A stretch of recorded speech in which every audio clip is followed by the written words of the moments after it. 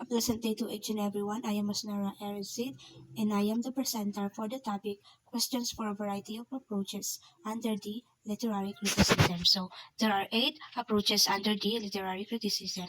So, let's start from formalistic approach. The second is philosophical approach.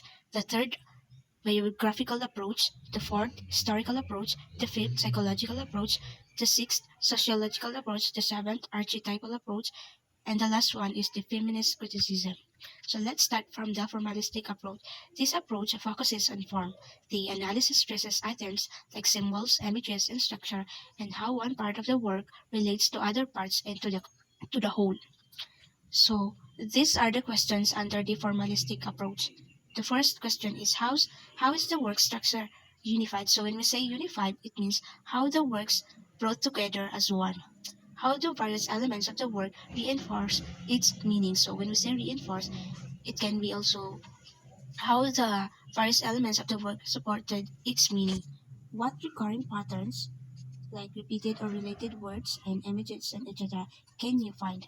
What is the effect of this pattern or motifs? So the pattern or motifs, how this how this to give effect to the work. How does repetition reinforce the themes? How does the writer's diction reveal or reflect the work's meaning? What is the effect of the plot and what parts specifically produce that effect? So in this question, you can say that the effect of the plot will was was obviously say that the effect of the plot will tell you the connection to each effect. Like if you say effect of the plot, then what part specifically does the effect produce? What figure of speech are used? For example, metaphor, simile, etc. What effects are produced? Do any of these relate to one another or to the theme? So if the so what effect are produced? So if when you say effect, if there are effect, then does this effect relate or has the relation to one another or to the theme? Is there a relationship between the beginning and the end of the story? What tone and mood are created at various parts of the work? How does the author create tone and mood? What relationship is there between tone and mood and the effect of the story? How do the various elements interact to create a unified whole? So the various elements the various elements should have interaction to make the work unified as a whole. Now let's go to philosophical approach.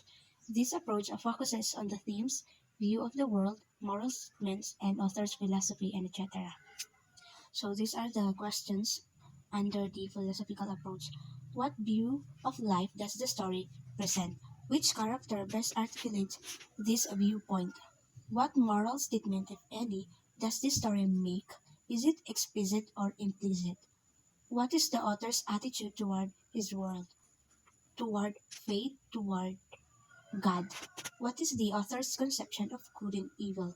What does the work say about the nature of good or evil? What does the work say about human nature? So as you can see, all these questions are all about moral statements or how the author create the work which has connection in his life. So the third one, biographical approach, focuses on connection of work to author's personal experiences. So if the philosophical approach is about the view of the word moral statement in author's philosophy, the biographical approach is about the author's personal experiences. So these are the questions under the biographical approach. What aspect of the author's personal life are relevant to this story? So it is about the connection of the story to the personal life of the author. Which of the author's stated beliefs are reflected in the work? Does the writer challenge or support the values of her contemporaries? What seem to be the author's major concerns? Do they reflect any of the writer's personal experiences?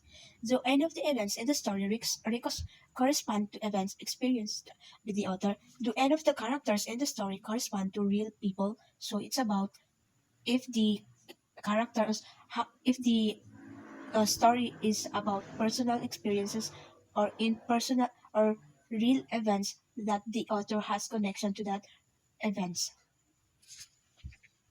The fourth one is historical approach. This approach focuses on connection of work to the historical period in which it was written. Literary historians attempt to connect the historical background of the work to specific aspect of the work. So these are the questions under the historical approach. How does it reflect the time in which it was written? How accurately does the story depict the time in which it is set? What literary or historical influences help to shape the form and content of the work? How does story reflect the attitudes and beliefs of the time in which it was written or set? So obviously it has the connection to historical period. What other literary works may have influenced the writer? What historical events or movement might have influenced this writer? So if the writer have seen or read any historical approach, that's the writer have been motivated to write this or his work based on the historical event that he was read or he already watched or have watched. How would characters and events in this story have been viewed by the writer's contemporaries? Does the story reveal or contradict the prevailing values of the time in which it was written? Or this this means that does the writer uh, has disagreed to the disagree uh, in some disagree or in a specific historical event that he want to write in his work. How important it is it? How important is it in the historical context, the work and the readers to interpreting the work? So obviously, this is based on the between the writer and the readers. The fifth one is psychological approach. This approach focuses on the psychology of the characters. What force? So these are the questions under the psychological approach. What forces are motivating the characters? Which behaviors of the character are conscious ones? Which are unconscious? So if they're conscious ones, so they're also unconscious. What conscious or unconscious conflicts exist between the characters? Given their backgrounds, how plausible is the character's behavior? Are the theory of Freud or other psychologists applicable to this work? To what degree? Do any of the characters correspond to the parts of the tripartite self? What roles do psychological disorders and dreams play in the story? Are the characters recognizable psychological types? How might a psychological approach account for different responses in female and male readers? How does the work reflect the writer's personal psychology? What do the characters' emotions and behaviors reveal about their psychological state? How does the work reflect the unconscious dimension of the writer's mind? How does the reader's own psychological affect his response to the work? So obviously, this is all about psychological matter. Be- Either it's either the character of the story or the writer or the readers. The sixth one is the sociological approach. This approach focuses on man's relationship to others in society, politics, religion, and business. So these are the questions under sociological approach. What is the relationship between the characters and their society? So obviously, the characters and the society and their relationship. Does the story address societal issues such as race, gender, and class? How do social forces shape the power relationship between groups or classes of people in the story? Who has the power and who doesn't, and why? How does the story reflect urban, rural, or suburban values? What does the work say about economic or social power? Does the story addresses issue of economics exploitation? What role does money play? So obviously, this is all about society, politics, religion, and businesses. So, if the writers write his work, uh, which has relationship to the society, like the character of his story depict the uh, depict the depict in the society, politics, religion, and businesses. How do economic conditions determine the direction of the characters' lives? Does the work challenge or affirm the social it it depicts? Can the protagonist's struggle be seen as symbolic of a larger class struggle? How does the microcosm or small world of the story reflect the macrocosm or the large world of the society in which it was composed? Do any of the characters correspond to types of government such as dictatorship, democracy, communism, socialism, fascism, and etc.? What attitude toward this political structure system are expressed in the work? In the work.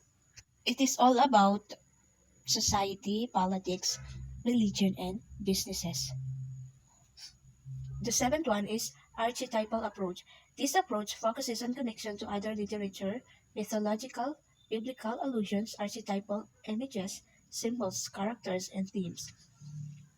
So these are the questions under the archetypal approach. How does this story resemble other stories in plot, character, setting, or symbolism? What universal experiences are depicted? Does the protagonist undergo any kind of transformations, such as movement from innocence to experience that seems archetypal? Is there a Christ-like figure in the work? Does the writer allude to biblical or mythological literature? For what purpose?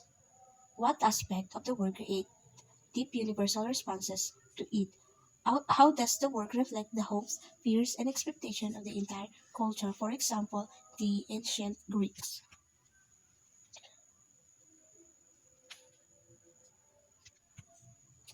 And the last one is the feminist criticism.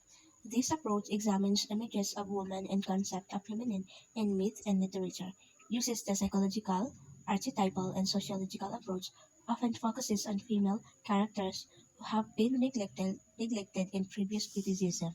Feminist critics attempt to correct or supplement what they regard as a predominantly male-dominated critical perspective. So these are the questions under the feminist criticism. How are women's lives portrayed in the work? Is the form and content of the work influenced by the writer's gender? How do male and female characters relate to one another? Are these relationships sources of conflict? Are these conflicts result? Does the work challenge or affirm traditional views of women? How do the image of a woman in the story reflect the patriarchal social forces that have impeded women's effort to achieve full equality with men? What marital expectations are imposed on the characters? What effect do these expectations have? What behavioral expectations are imposed on the characters? What effect do these expectations have? If a female character were male, how would the story be different? And vice versa. How does the marital status of a character affect her decision or happiness? So obviously, this is all about woman. From the word feminist, this is about how woman is being depicted on that work. So there are many books that focus on the woman. For example, is example of a book that depict the woman, or that the focus is all about the woman, is the book of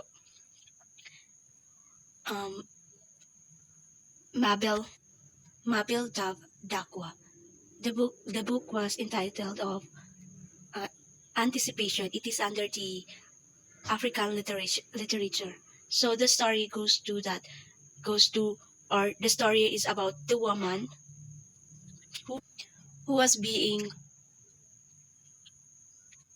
degraded by the society because of her status in life. So that was an example of a story that depict the woman, the Anticipation by Mabel Dakwa, an African writer. And that would be all. Thank you. I hope you learned something.